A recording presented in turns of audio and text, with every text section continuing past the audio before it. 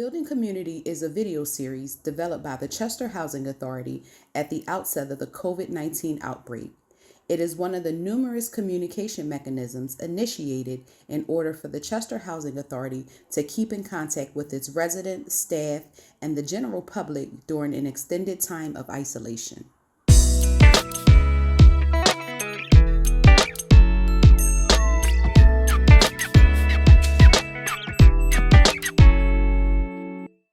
Steve, this is an exciting period of time. I'm going to put it that way. This is an exciting period of time in social engagement, civic engagement, and politics. Thank you for joining us as always.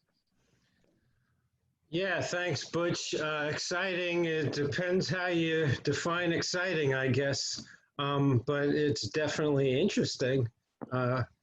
So here we are again for the second time in a few weeks with this topic for obvious reasons. The country seems to be stuck in okay, it's time to vote mode, but how are we going about that this time around? It's very confusing. So you're seeing a lot of, I think, programs like this trying to cut through the confusion. So far be it from us to not do that as well, since there's a sizable segment of the Chester population that kind of follows our lead and watches or listens for what we have to say on things. Really happy that Ebonnie Vasquez, a professor in the Westchester University School of Social Work, has come back with us for round two. And also delighted that on the heels of participating in a similar kind of forum with Widener University, we recruited one of their lead students, Megan Sharp, to join us this time as well. I think probably the cordial way of getting started with this is just to ask Ebonnie to quickly maybe repeat for some new viewers out there, just a couple of bites about yourself, where you're from, work you're doing, and similarly for Megan, when she's done, where you're from, what you're studying, and why you're such an expert on voting. Well, thank you, Steve. Thank you, Steve, and thank you, Ulysses. And I'm pleased to be sharing the platform with you, Megan. I am a undergraduate social work professor at Westchester University. I have extensive experience in community organizing. I have a master's in social work with a concentration in community organizing. I really am invested in the voting process and getting people registered to vote. I think that voting is the action of the change that so many of us want to see. So many of our communities are plagued by poverty, stricken by COVID, conflicted with the racial tensions that we're experiencing. And voting is the single thing that we all have the option, or many of us have the ability to do. And that really is the tool that we can utilize to initiate the change in our communities that we want to see. So I'm very passionate about educating people about voting. I'm very passionate about getting people registered to vote. And I'm really passionate about voter education and for people to understand the process so that they're not intimidated by it, but they really feel empowered by it. Megan, you're up. Awesome. I'm really excited to be here with everybody. I'm really excited to get more information out about voting. So I am a sophomore at Widener University, and I am studying criminal justice with minors in political science and legal analysis. I am the political engagement coordinator for Widener's Center for Civic and Global Engagement. So I was just elected to do this for COVID and for the rest of this year. So it's been really interesting trying to find ways to have people engage civically and be prepared for voting in November with such crazy times. So it's been a really interesting experience, and I'm really excited to continue doing that because, as Ebony said, like it's very important to get voter education out there, to get people to register to vote, and to clear up some misconceptions about voting because there are a lot of them. And I'm also very passionate about, especially getting young people to vote. Being somebody, I'm only 19, so I'm very passionate about getting younger people ready to vote, especially in a time when the young people's voice matters so much. Well, thank you so much. When you said 19, she said 19, Steve, I started trying to remember where was that number on the scale? I mean, like 19 is so far back. I'm So like, far away, right? oh, So far there's a away. number called 19. I seem to remember that. Well, thank you so much for joining us, Megan. And I'm curious, Dr. Vasquez, on campuses, I get a chance to drive by campuses, and everything is slower, less populated than it used to be. And I want you to answer this question as well, Megan. But Dr. Vasquez, what is the feeling, the political feeling like around Westchester University? If you've had a chance to be around there, you do have racial tensions, you got COVID, and now we're about to get into election season. What's it feeling like around Westchester? Well, we actually are remote at Westchester, right? So I actually am teaching from home and I'm in Harrisburg, but I'm connected with so many of my students via Zoom. And I've been facilitating a lot of workshops for parents of color, given some of the racial unrest. So I can just tell you what I'm experiencing in general in terms of the climate right now. I think that for a lot of my students, they really are excited but afraid, right? They're excited about the opportunity to vote. I teach a lot of freshmen and sophomores, and similar to Megan, my daughter is 19 and this is her first time voting. So many of them are excited about that first, you know, similar to getting your license and this being your first opportunity to vote. So they're excited about it. A lot of my students are frustrated because they're seeing this kind of racial unrest and this kind of um, political gamesmanship, if you will, around things that are really critical to their sustainability. A lot of their parents have been inflicted by COVID, if not physically getting the disease, certainly financially. And so a lot of the political gamesmanship is very frustrating for them.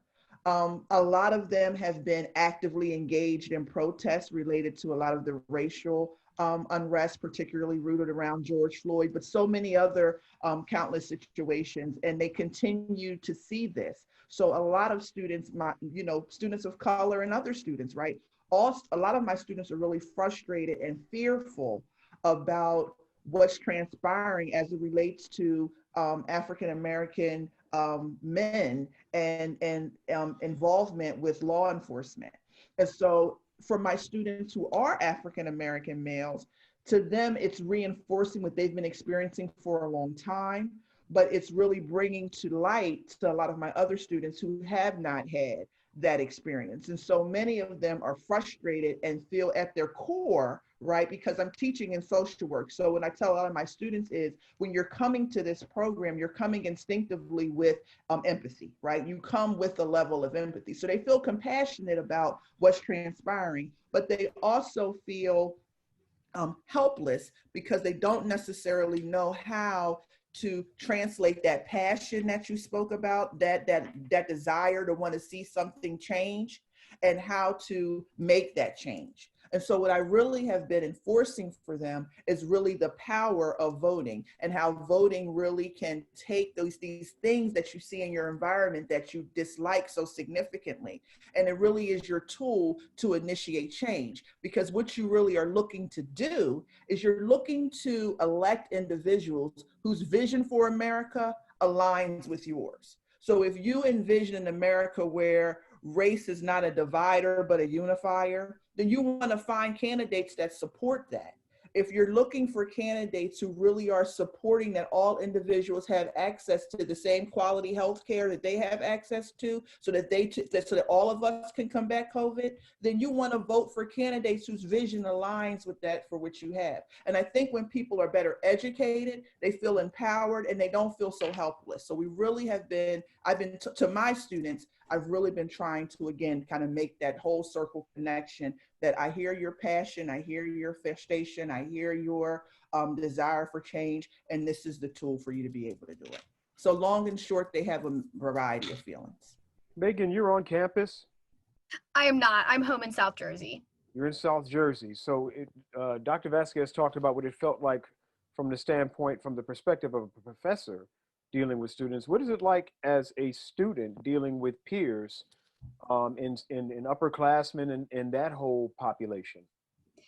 Well, I think it's actually been quite comforting at this time. I've never seen so many young people passionate about political issues and passionate about human rights issues. And like, obviously haven't been through many presidential elections, so I don't really remember a time when it wasn't like this.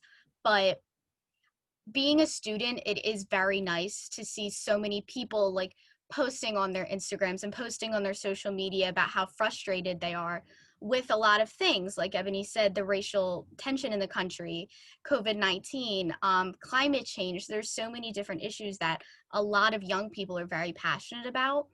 And I believe that the Center for Civic and Global Engagement and a lot of professors around campus, whether they be online or not, are very, very much trying to have students realize that they can channel their frustration to the polls.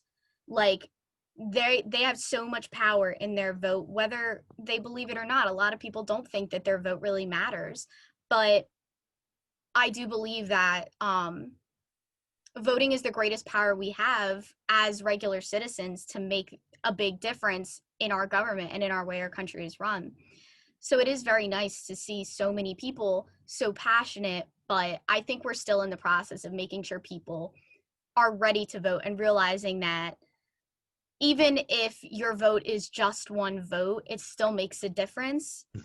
So I think from a student standpoint, it's been awesome, especially since Widener has been very accommodating to voters. They've been really pushing the vote.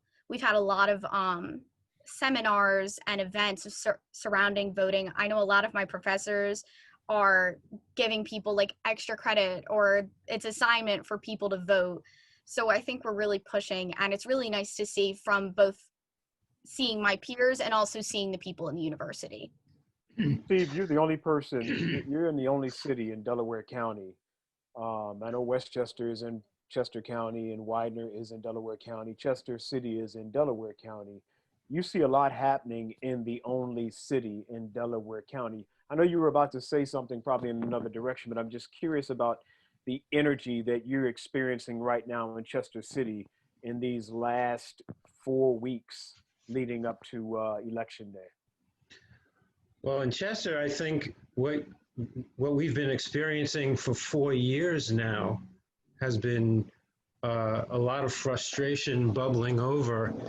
And so now in this last year, a lot of the talk has turned to, okay, so now is our chance to do something about it. And if we don't step up and do that, well then, we were just blowing a lot of smoke